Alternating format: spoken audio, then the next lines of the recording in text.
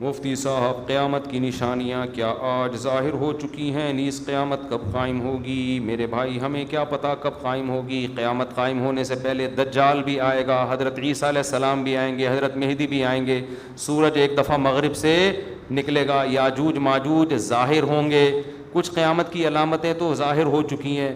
حدیث میں آتا ہے عرض حجاز سے ایک آگ نکلے گی جو اونٹوں کی گردنوں کو روشن کر دے گی، یہ 7ویں صدی ہجری میں یہ آگ نکل چکی ہے، تقریباً محدثین کا اتفاق ہے 700 سال پہلے 7ویں صدی ہجری میں آگ نکلی تھی بہت بڑے پیمانے پر عرض حجاز میں، تو وہ تو ایک نشانی ہو چکی ہے۔ تو کچھ نشانیاں ہو چکی ہیں، زیادہ تر نشانیاں کیا ہیں باقی؟ ایک نشانی یہ تھی، حدیث میں آتا ہے کہ یہ جو عرب لوگ ہیں نا، جو اونٹوں کے چرواہے، بکریاں چرانے والے غریب غربا، یتطاولون فی البنیان، ایک دوسرے سے بڑھ چڑھ کے بلڈنگیں بنائیں گے۔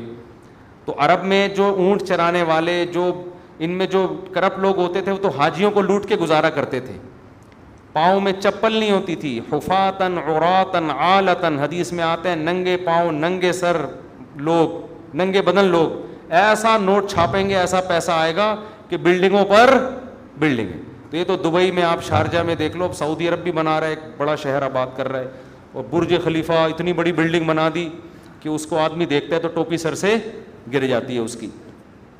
تو یہ بھی قیامت کی علامت تھی جو پوری ہو چکی ہے۔ تو کچھ علامتیں تو پوری ہو چکی ہیں، لیکن بڑی بڑی بہت ساری علامتیں باقی ہیں، تو جن میں ایک بڑی علامت ہے، سب سے بڑی علامت دجال کا ظہور ہے، حضرت عیسیٰ کا آنا ہے، امام مہدی کا آنا ہے، یاجوج ماجوج کا نکلنا ہے، سورج کا مغرب سے نکلنا ہے۔ تو جب آئیں گی تو پھر خود ہی پتہ چل جائے گا، اس کے لیے آپ ہمیں کال کرنے کی بھی زحمت نہیں کریں گے، ٹھیک ہے نا؟ اچھا بھائی مفتی صاحب، کیا بھائی جان آپ ذرا تمیز سے بیٹھ جائیں، ٹھیک ہے، اس طرف رخ کر کے بیٹھ جائیں آپ۔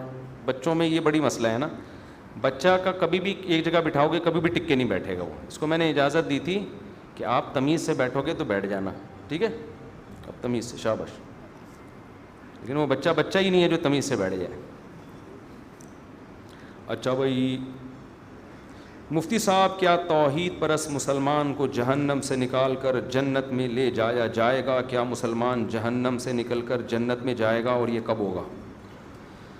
یہ تو صحیح احادیث سے بات ثابت ہے کہ ایک نہ ایک دن مسلمان جو توحید پرست ہوگا اپنے ایمان کی برکت سے سزا کھانے کے بعد بہرحال جہنم سے نکل کے جنت میں جائے گا۔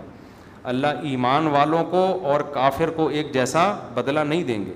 حدیث میں آتا ہے کہ جب جہنمی جہنم میں چلے جائیں گے، ایک طویل عرصے کے بعد کافر جو ہے نا یہ طعنہ دے گا مسلمان کو کہ تم میں اور ہم میں فرق کیا ہے، تم کلمہ پڑھتے تھے، ایک خدا کو مانتے تھے، اللہ کے پیغمبروں کو مانتے تھے، تم بھی گناہ کرتے تھے اور ہم بھی گناہ، تو نتیجہ تو دونوں کا ایک جیسا ہوا۔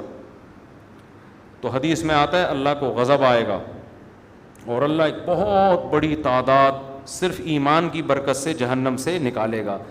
غیر مسلم اس پہ اعتراض کرتے ہیں، واہ بھائی واہ، مسلمان اتنے بڑے مجرم ہوئے، اچھے نہ بھی ہوں پھر بھی بالآخر جہنم سے نکلیں گے، اور ہم جیسے مرضی ہوں جلتے رہیں گے جہنم میں، یہ کیسا اسلام ہے؟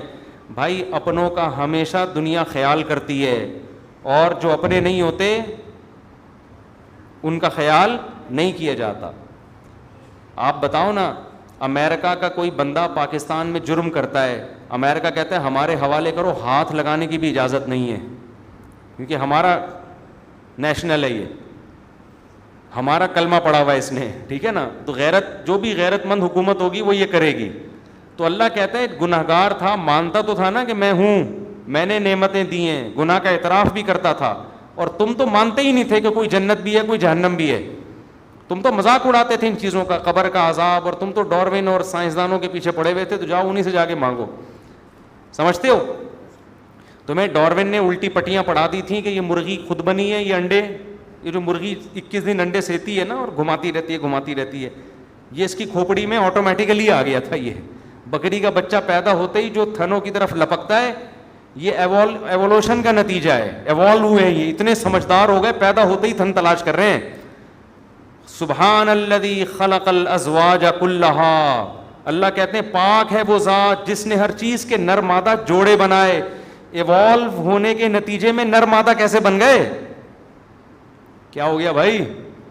یہ سائنس اتنی ذہین ہے, نیچر اتنی ذہین ہے کہ ہر چیز نر اور مادہ میں ڈیوائڈ ہو گئی ہے, پھر ان کا ملاپ ہوتا ہے, بچے پیدا ہوتے ہیں. یہ ایوولوشن کا نتیجہ نہیں ہو سکتا, یہ کسی نے بنایا ہے.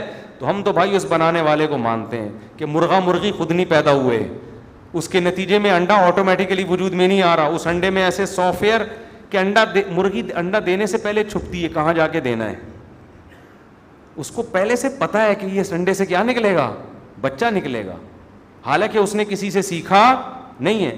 ایوالو اگر ہو رہی ہیں چیزیں تو باڈی میں تبدیلی آئے نا, کھوپڑی کہاں سے اتنی ترقی کر رہی ہے؟ بتاؤ کسی کو ہنر سکھائے بغیر خود کوئی سیکھ لیتا ہے؟ ڈرائیونگ کی سیٹ پہ بٹھا کے چلوانا پڑتا ہے تو جا کے انسان ڈرائیونگ سیکھتا ہے, جو بالکل سادہ سا کام ہے.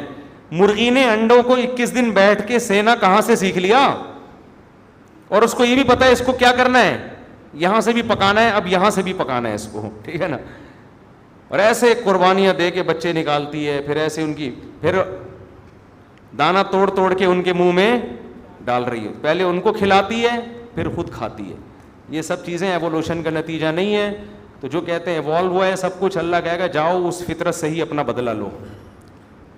ڈاروین تمہارا باپ, وہ تمہیں بتائے گا جنت کیا ہے اور جہنم.